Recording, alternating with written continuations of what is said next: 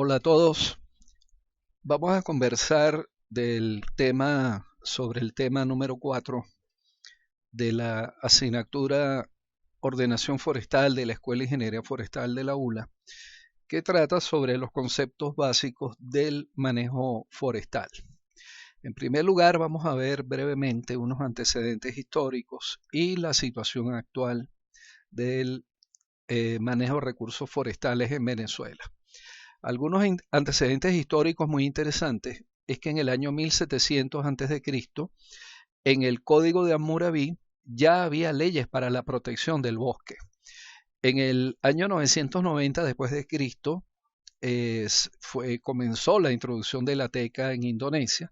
En el año 1000 en Alemania se decretó la protección de los bosques que se consideraban degradados, y en la Edad Media en Europa, eh, pues se relató mucho que los nobles se habían apropiado de los bosques por la importancia que tenían como cotos de caza, pero también había muchos ciclos de guerras por enfrentamientos durante esa época feudal, y había épocas de guerra y épocas de paz.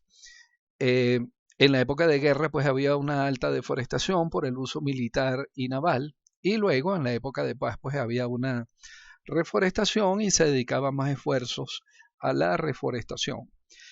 En 1620 en Indonesia se dictaron las primeras medidas para proteger la teca.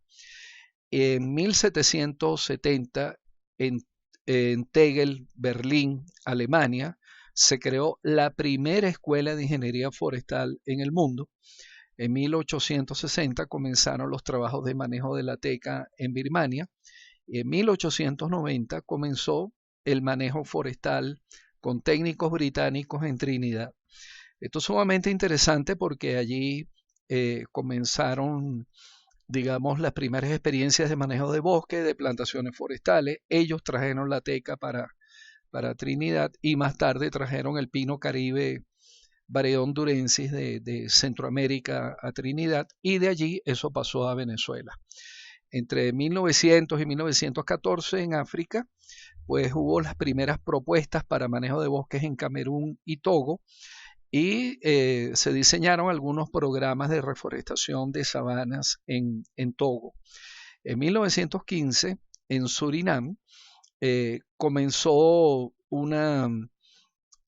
comenzaron las actividades del servicio forestal con técnicos holandeses para la protección y el manejo de los bosques naturales allí en esta zona de las Guayanas.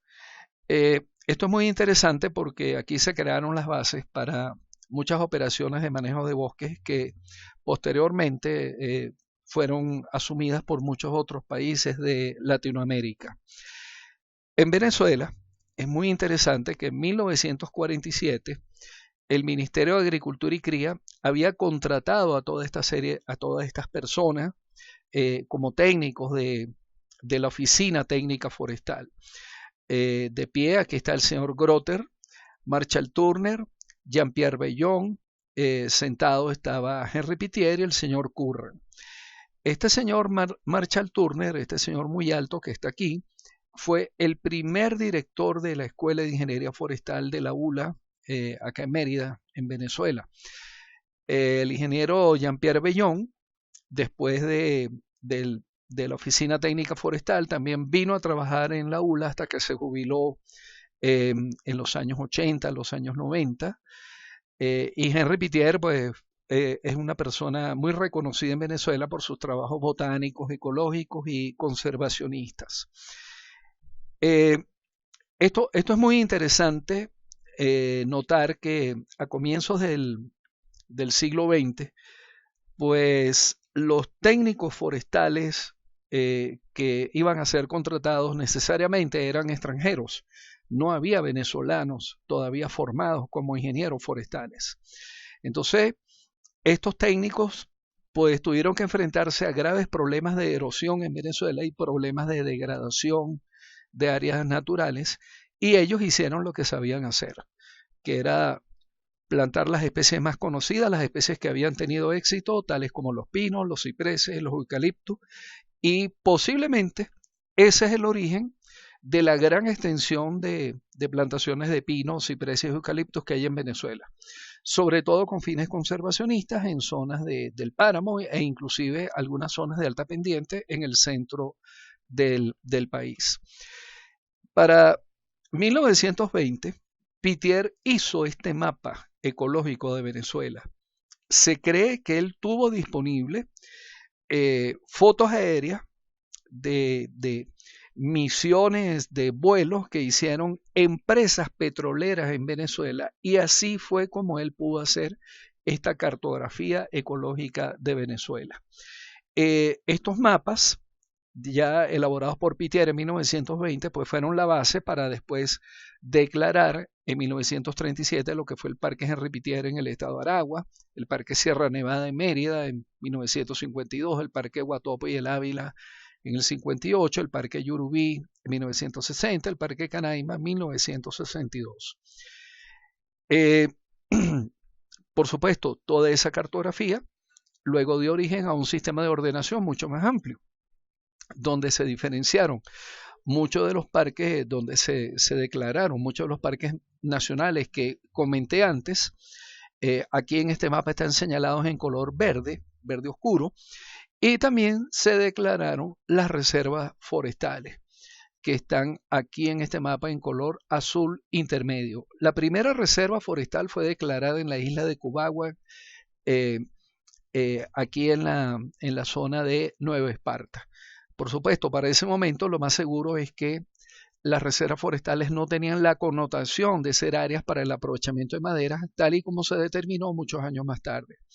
Luego se declaró San Camilo, Caparo, Ticoporo, Turén y Río Tocuyo en todo el occidente del país. Posteriormente, pues, Guarapiche, Imataca, La Paragua, El Caura y Sipapo, Guarapiche en el estado Monagas y el resto de las reservas forestales en el estado Bolívar y en el estado Amazonas. En 1966 se decretó la ley forestal de suelos y aguas, que indicaba que las reservas forestales eran áreas dedicadas para el suministro continuo de materia prima para la industria.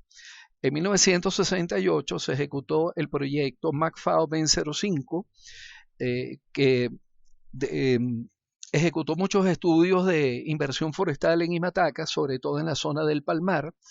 Y esto es muy, muy importante porque aquí se creó la tradición forestal del norte del estado Bolívar, allí en los alrededores del pueblo del Palmar. Aquí vinieron ingenieros forestales, botánicos, cartógrafos, especialistas en manejo de bosques, gente que había tenido experiencia de manejo de bosques en África y en Asia, pues vinieron a hacer todos estos estudios en Imataca. Y así fue como en el Palmar, pues entonces se creó la tradición de vaquianos, de motosierristas, de brujuleros, cocineros de montaña y trabajadores de campo en el sector forestal. En 1970 se diseñaron y comenzó la ejecución los primeros planes de ordenación y manejo forestal en la Reserva Forestal Ticoporo con las empresas Contaca y Emalca. También se iniciaron los trabajos de la ULA en Caparo. Entre 1968 y 1976, el posgrado de manejo de bosques de nuestra Universidad de los Andes en Mérida hizo prácticas de campo en Surinam y en Trinidad. En 1983 comenzó el manejo forestal en la Guayana venezolana, en la Reserva Forestal Imataca y el Lote San Pedro, y ya para 1997 teníamos 30 unidades de manejo operativas en todo el país, que son estas 30 unidades que están acá. Había mínimo 2 unidades activas en 1997 en Ticoporo, unas 4 o 5 unidades activas en Caparo, estaba activo San Camilo, Guarapiche, Pedernales, Merejina, el lote privado Flamerich, el lote de la altiplanicie de Nuria, había todas estas concesiones en Imataca, 3 concesiones en San Pedro, una en el lote El Dorado Tumeremo y otra en el lote privado Caño Blanco. En total, 30 unidades de manejo que cubrían 3.740.203 hectáreas, de acuerdo a cifras oficiales del Ministerio en 1997. Es muy importante entender que para los años 80 había un superávit económico en Venezuela y la mayor parte de la madera que se consumía en Venezuela era importada, representado en esta gráfica en barra negra. Había una gran proporción de la madera que se consumía, se producía por permisos anuales y deforestaciones, que era una fuente no sostenible, porque esta es la madera que sacan los campesinos y los dueños de los fundos cuando quieren ampliar el área ganadera o el área agrícola, y entonces esto no garantiza ninguna permanencia del bosque. Y había una pequeña proporción que se producía en reservas forestales. En el año 83 ocurrió el Viernes Negro en Venezuela. Allí se acabó la tasa de cambio fija del dólar, se liberó la tasa de cambio del dólar, y de allí en adelante las importaciones fueron más difíciles. Pero en simultáneo, en el año 83, comenzó el manejo forestal en Guayana, y ya para 1985 había aumentado enormemente la producción de reservas forestales en Venezuela. Aquí estaban activos Caparo, Ticoporo, San Camilo y las unidades de Imataca y el lote Boscoso San Pedro. Por supuesto, las importaciones se redujeron muchísimo porque era mucho más caro importar debido a la liberación de la tasa de cambio del dólar, y la madera proveniente de permisos anuales y deforestaciones disminuyó considerablemente. A mediados de los 90, las reservas forestales pues tuvieron un máximo de producción entre el 90 y el 95. La producción de permisos anuales y deforestaciones pues más o menos se mantuvo, pero en los 90 comenzó el aprovechamiento de las plantaciones de pino caribe en el oriente del país. Y eso ocurrió porque estas plantaciones habían arrancado en 1961, estaban destinadas a suministrar materia prima para la industria de papel periódico, y la gran planta procesadora de papel periódico no se había construido. Hasta este momento todavía esa planta de pulpa para papel periódico no está construida. Entonces la alternativa fue comenzar a tumbar las plantaciones para dedicar una parte de la madera a la industria del acerrío, y por eso esta barra amarilla pues cada vez fue aumentando más hasta que en el 2015, 2010, 2015 llegó a representar como un 75-80% de toda la madera que se consumía en Venezuela. Hacia el año 2000 comenzó la explotación de especies plantadas latifoliadas, tales como la teca, la melina e inclusive el eucalipto. Por ejemplo, la teca y la melina se estaban plantando desde 1970 en los llanos occidentales, y bueno, ya para estos años, para año 2000, 2005, 2015, pues había muchos miles de hectáreas plantados que estaban siendo explotados. Otro asunto que es resaltante es que la política forestal estaba encaminada a acabar con los permisos anuales y aumentar la producción en reservas forestales. Pero a partir del año 2000, la producción de reservas forestales fue disminuyendo hasta que en 2020 es una producción pues prácticamente insignificante. De acuerdo a las estadísticas oficiales, son apenas 4.000 metros cúbicos, lo cual significa que no ha sido nada exitosa la política forestal, porque tenemos cerca de 11 millones de hectáreas de bosques naturales destinados al manejo sostenible del bosque, destinados a la producción de madera, y con esos 11 millones de hectáreas apenas producir 4.000 metros cúbicos de madera pues es realmente prácticamente un fracaso. Entonces, la producción de reservas forestales fue disminuyendo drásticamente. En primer lugar por la invasión y desaparición de las reservas de Occidente, pero luego entre 2005 y 2010 la producción de reservas forestales disminuyó porque hubo una política de acabar con las concesiones madereras que estaban activas en la Guayana venezolana. En cuanto a la a la pulpa para madera, aquí tenemos datos de 2015 hasta 2019.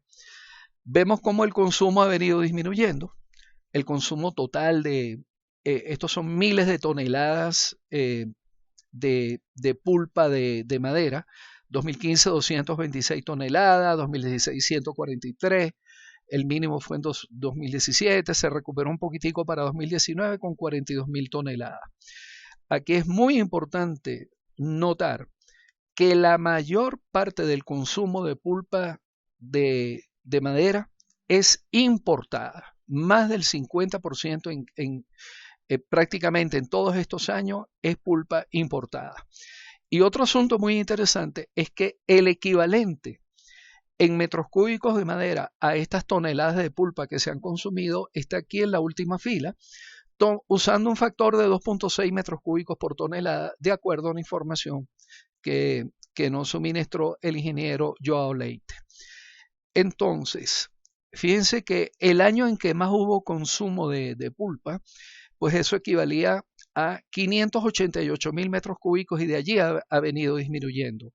Si yo sumo estos 588.000 metros cúbicos a lo que se consumió, al total que se consumió en la industria mecánica de la madera en 2015, que fueron 800.000 metros cúbicos, eso significa que de 2015 en adelante, nosotros lo máximo que hemos consumido es 1.300.000 toneladas perdón, 1.300.000 metros cúbicos de madera. Bueno, realmente es 1.388.000 metros cúbicos de madera. Quiere decir que no hemos llegado a 1.400.000 metros cúbicos de madera.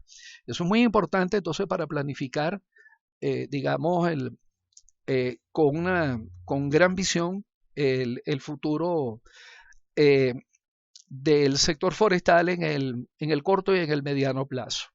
Esa cifra de 1.400.000 metros cúbicos de madera. Ok, ¿cómo se evidencia o cómo fue ocurriendo la desaparición de las reservas forestales en Venezuela? Aquí tenemos el mapa de la Reserva Forestal Ticoporo. Esto surge de la tesis de maestría del profesor Arturo Osorio. Aquí está Ticoporo en 1963, pues casi todo cubierto de bosque. Esto amarillo son las sabanas de Anaro, unas sabanas naturales que existían allí en Ticoporo. Ticoporo fue dividida en varias unidades de manejo, que son estas que están por acá. Aquí se declaró el refugio de fauna Sabanas de Anaro. Esto fue un comodato que se le dio a la Universidad de los Andes, creo que en 1983. Y estas eran las concesiones de Contaca y de Emalca, aquí, estas dos unidades. Y en el medio, una concesión que se le dio a una empresa que se llamaba Emifoca. Ok, ¿qué pasó con esas concesiones? Para 1987, la mayor parte de Contaca y la mayor parte de Emalca pues tenían la mayor superficie cubierta de bosques. Pero en Emifoca, la concesión que estaba aquí en el medio, pues ya tenía casi el 50% deforestado. ¿Por qué ocurrió esto? Porque Emifoca significaba Empresa Mixta Forestal Campesina. Allí los socios era un privado, era un ente del Estado, creo que era la Corporación de los Andes, y una representación de los sindicatos campesinos de aquí de Ticoporo.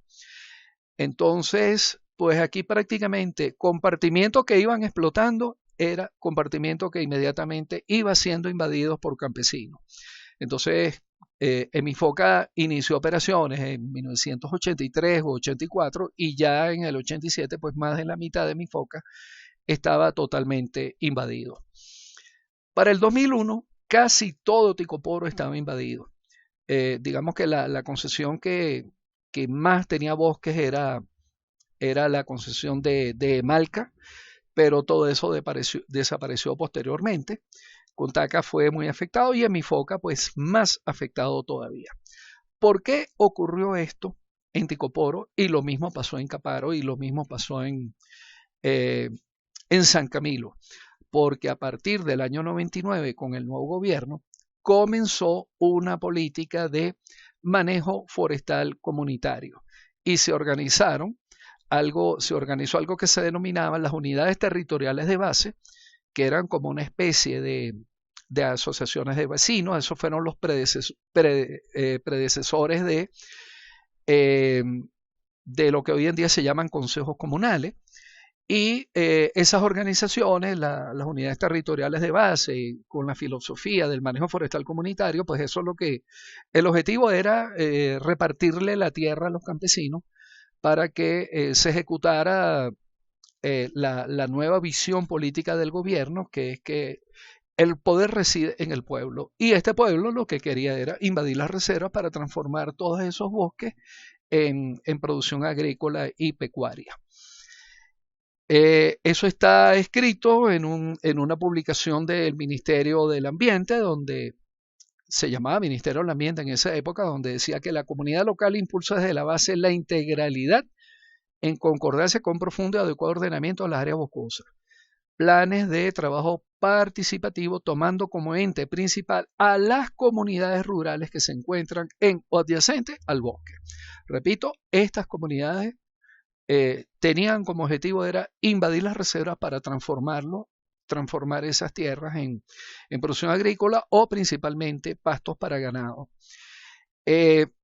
Tenemos que ver este mapa, por ejemplo, en 1972 aquí estaba pues todo Ticoporo perfectamente con alta cobertura de bosque, y ya para 1998 esto ratifica una vez más que aquí en Ticoporo estaba la concesión de Malque y la concesión de Contaca, y en el medio lo que estaba deforestado era la unidad correspondiente a Emifoca. Fíjense que Caparo para esa fecha estaba en su mayor parte con cobertura boscosa. Bien, inmediatamente el profesor Larry Vincent dijo acertadamente que para lograr un manejo forestal comunitario es necesario que las comunidades estén interesadas en el bosque y sus diversos usos y no en la tierra para su conversión a otros usos no forestales. O sea que aquello que se estaba llamando manejo forestal comunitario pues era realmente algo sin sentido, porque esas comunidades de los llanos occidentales pues lo que querían era tomar la tierra para transformarlo a ganadería fundamentalmente. Pues hoy en día ya Ticoporo prácticamente no existe, ni San Camilo. De Caparo lo único que queda es este punto verde, que es la Estación Experimental Caparo, que está manejando la Universidad de los Andes desde el año 1970 y que tiene en bosque tiene cerca de 6.000 hectáreas. Entonces prácticamente han desaparecido todos los bosques de los llanos occidentales de Venezuela. El manejo forestal que se estaba haciendo podía ser un rendimiento continuo y eso cumplía con lo que estaba establecido en la Ley Forestal de Suelos y de Agua. Rendimiento continuo significa que la tasa de aprovechamiento tiene que ser menor o igual a la tasa de recuperación. Quiere decir que no se puede sacar más de lo que el bosque es capaz de recuperarse, porque si se saca más de la tasa de recuperación, el bosque se degrada. Ahora, esta tasa de recuperación viene dada por la sucesión vegetal más la silvicultura. En un trabajo realizado por el colega José Domingo Duque y publicado en 1993, él decía que en sucesión vegetal con especies comerciales había una recuperación de 1.2 metros cúbicos por hectárea y por año. Y en silvicultura, mínimo 16 metros cúbicos por hectárea y por año, mediante estos métodos silviculturales. 5 metros cúbicos por hectárea y por año de manejo de masa remanente. Las plantaciones a campo abierto crecían 8 metros cúbicos por hectárea y por año, y la faja de enriquecimiento 3 metros cúbicos por hectárea y por año. Quiere decir que entonces la tasa de aprovechamiento, que era en promedio 12.4 metros cúbicos por hectárea y por año, era menor a los 17.2 metros cúbicos por hectárea y por año que se estaba recuperando en el bosque. Es decir, que sí podía haber un rendimiento continuo en los llanos occidentales. Desde el punto de vista de diversidad, en unos trabajos que nosotros hicimos en Caparo, demostramos que inclusive en un bosque con muy alto impacto, la riqueza va de 47.5 especies por hectárea a 33.8, pero en 25 años más tarde ya la riqueza se había recuperado e inclusive sobrepasado al nivel que había inicialmente. Y la misma tendencia se observaba en los bosques con bajo impacto o con medio impacto. Es decir, que al principio hay un impacto del aprovechamiento, pero por el proceso de sucesión vegetal que ocurre en los bosques aprovechados, la diversidad medido como riqueza o medido con el alfa de Fischer o medido con el índice H', el índice de Shannon-Wiener, la la diversidad se recupera en todos esos bosques aprovechados. Desde el punto de vista de biomasa, un bosque con altísimo impacto de aprovechamiento, aquí vemos que se afectó, desapareció hasta un 75% de las toneladas de carbono por hectárea en un bosque con muy alto impacto. 25 años más tarde, ese bosque ha recuperado prácticamente la misma biomasa que había al principio, porque estos dos asteriscos significan diferencia estadísticamente significativa. Y ya aquí, al año 25, no hay diferencia significativa con respecto al inicio. Y esto es en un bosque de alto impacto. En un bosque de medio impacto, ya al año 5, 10 y 15 no hay diferencia significativa con respecto al principio. Y si es bajo impacto, después de 25 años puede inclusive haber más biomasa de lo que había al principio. Eso fue una investigación que hicimos en Caparo y que la publicamos en la revista Plant Biosystems. En la Guayana venezolana, les repito, el manejo forestal comenzó en los años 80, alrededor del 83, 84. Este es el mapa de vegetación publicado por Provita en el 2021, o sea, lo que está en el fondo, en color verde, significa una alta cobertura boscosa en Imataca y en San Pedro en 2021. Y sobre ese mapa de vegetación publicado por Provita, yo hice la superposición del mapa de las unidades de manejo. Las unidades que están en amarillo son unidades que se aprovecharon total o parcialmente allá en la Guayana venezolana. Entonces, todas estas unidades en amarillo tuvieron aprovechamiento forestal y aquí vemos que la mayoría de ellas tienen alta cobertura boscosa.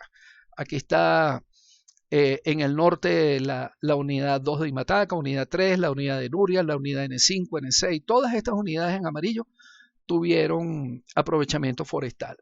La unidad 1 de San Pedro pues tiene un área aquí invadida, aquí ha habido muchas invasiones de gente que viene del Manteco o inclusive hemos visto allí gente que ha llegado de Barinas a invadir estas tierras y por eso vemos estas áreas deforestadas.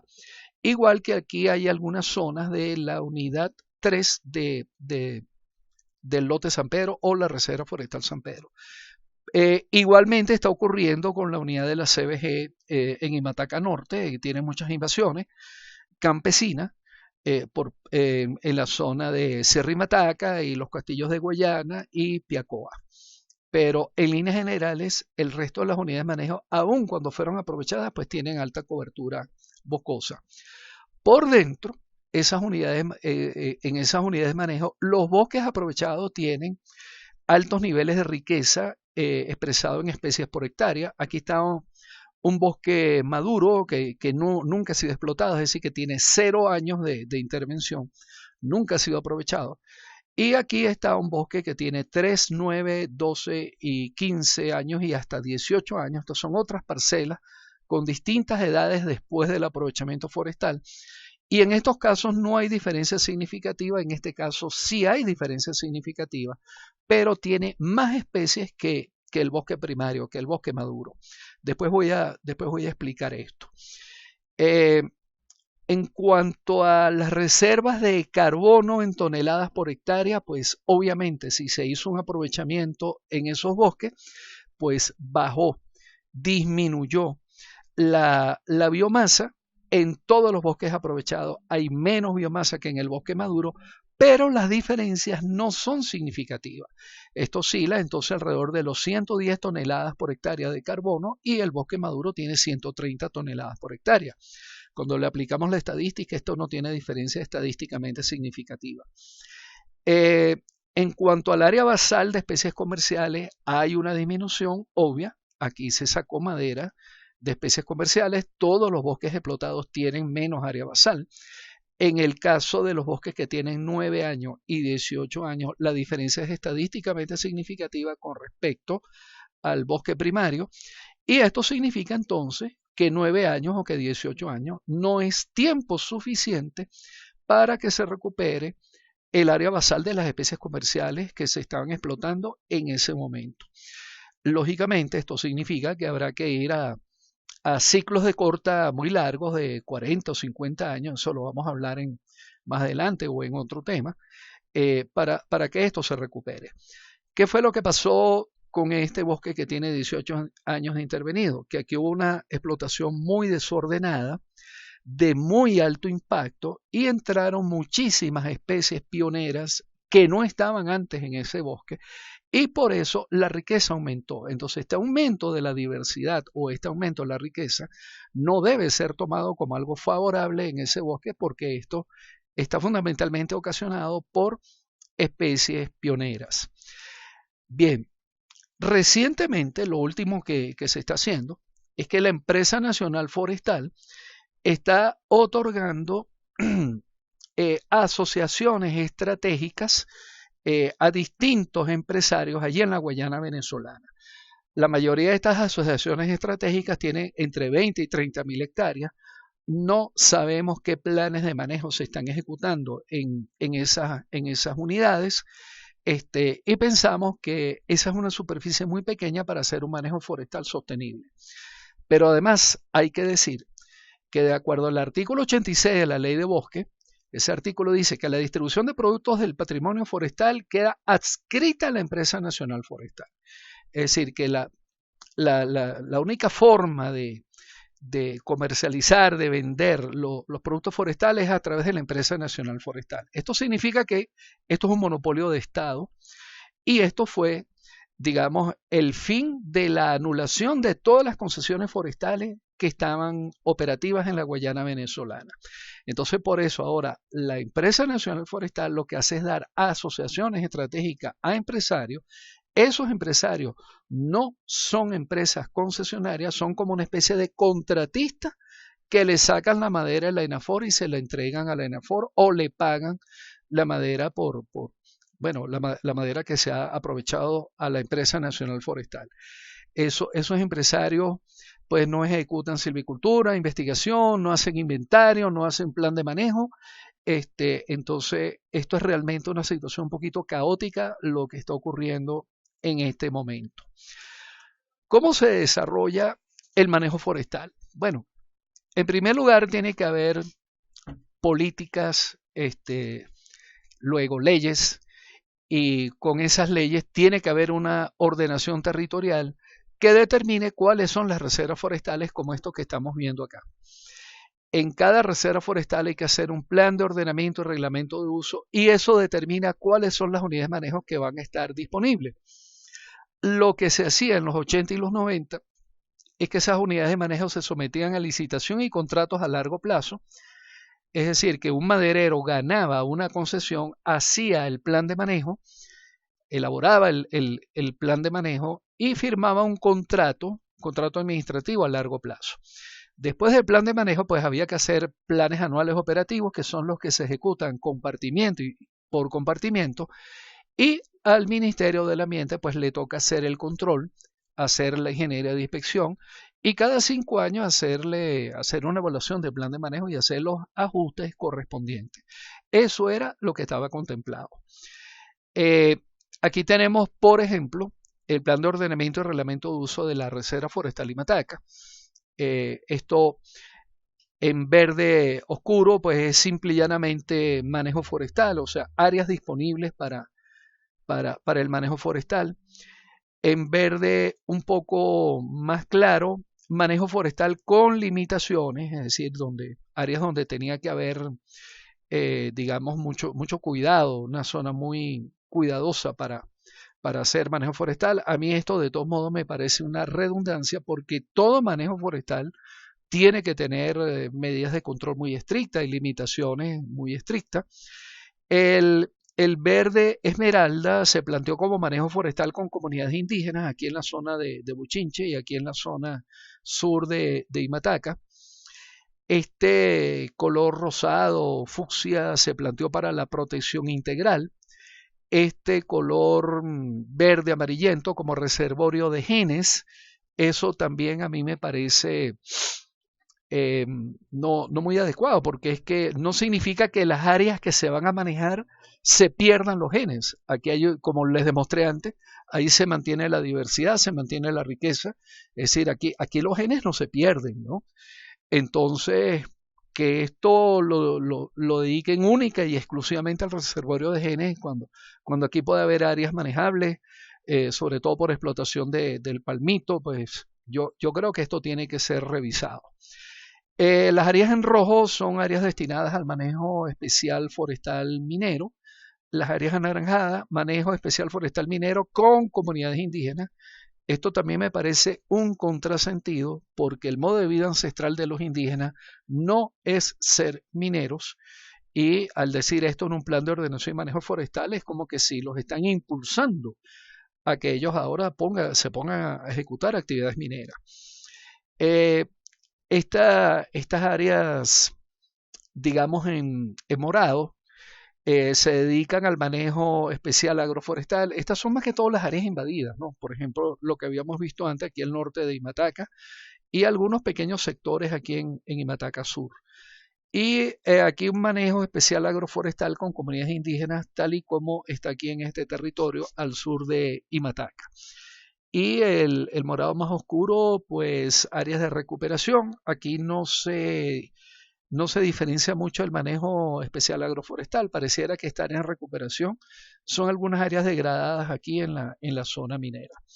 Bueno, esto es lo que plantea el Plan de Ordenamiento y Reglamento de Uso de la Reserva Forestal Imataca.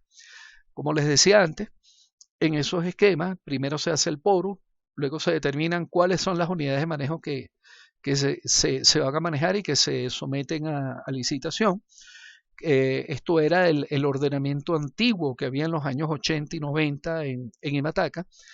Cada una de estas concesiones pues, fue otorgada a esas empresas que están allí anotadas, y cada empresa hacía su plan de ordenación y manejo forestal, y en ese plan de ordenación y manejo forestal delimitaban los compartimientos, 30 o 40 compartimientos. A cada compartimiento le ponían un número y cada año pues se explotaba el compartimiento correspondiente de acuerdo a la numeración que se había asignado.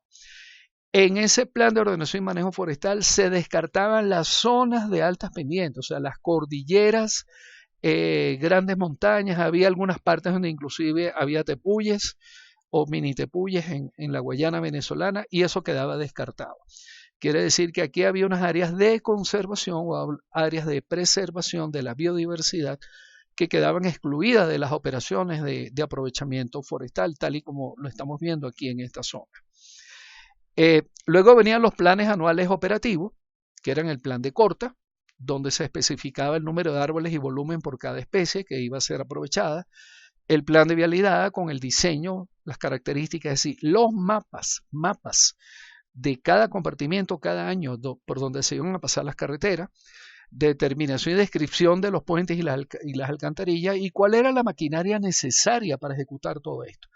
El plan de silvicultura, que era el diseño, la superficie, ubicación, cantidad de plantas a producir por especie, operaciones en los viveros, todo lo que se iba a ejecutar en un año determinado. El plan de investigación con la metodología y la ubicación de las parcelas, y el plan de protección y vigilancia, que identificaba los recorridos, los recursos como el personal, los vehículos, los vuelos y los campamentos. Por ejemplo, en las unidades de manejo de Guayana estaba contemplado que 2 veces al año tenía que haber un vuelo en helicóptero por toda la concesión para hacer un chequeo pues, de que no hubiera invasores o que no hubiera actividades ilegales.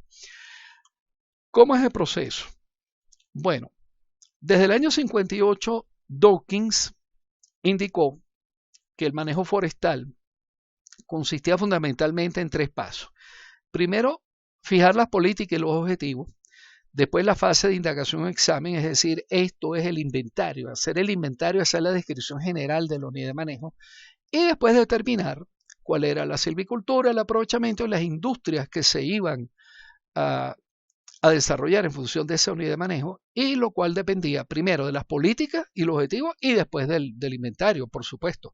Entonces era una silvicultura, un aprovechamiento y una industria que tenía que atender tanto a objetivos como a lo que realmente tenía el bosque. Más recientemente, en el año 93, el profesor Vincent señaló de forma, en mi opinión, muy acertada, que el manejo forestal tiene que ser experimental. ¿Por qué? Porque el bosque tropical alto es un ecosistema sumamente complejo y nosotros no tenemos seguridad de cuál va a ser la respuesta del bosque ante las distintas operaciones que vamos a ejecutar.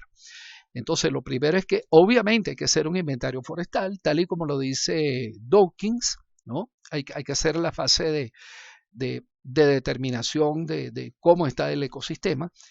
Con ese inventario se hace un plan de manejo preliminar que tiene que tener todo el diseño de aprovechamiento, silvicultura, investigación, vialidad, ordenación forestal.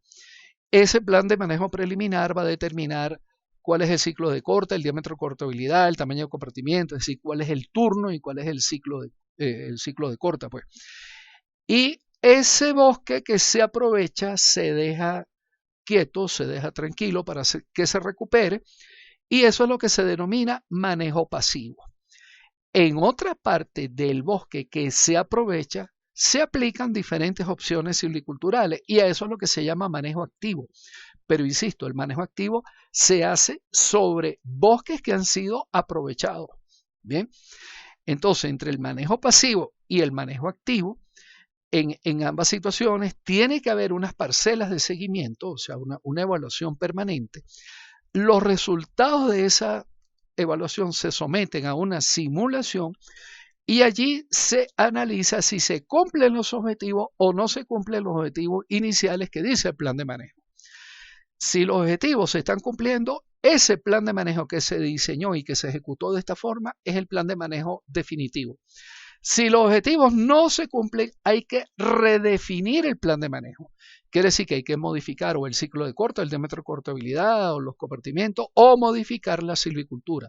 No se va a hacer el inventario otra vez, o sea, ya toda la unidad de manejo está inventariada, pero sí hay que rediseñar el plan de manejo. Entonces se cumple este ciclo otra vez hasta llegar a definir cuál es el plan de manejo definitivo.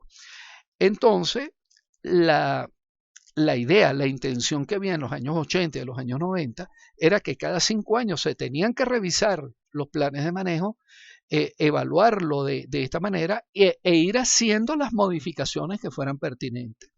Esa era la intención. Yo no estoy seguro de que eso se haya cumplido y de que haya habido modificaciones sustanciales a los planes de manejo, a la versión inicial que se hicieron de los planes de manejo. Es decir, eso fue algo que quedó pendiente, ¿no? Pero es algo que tenemos que retomar con miras al futuro manejo forestal que vamos a ejecutar en Venezuela. Bueno, vamos a dejar esta parte hasta aquí y luego continuaremos con otra sesión para terminar este tema. Hasta luego.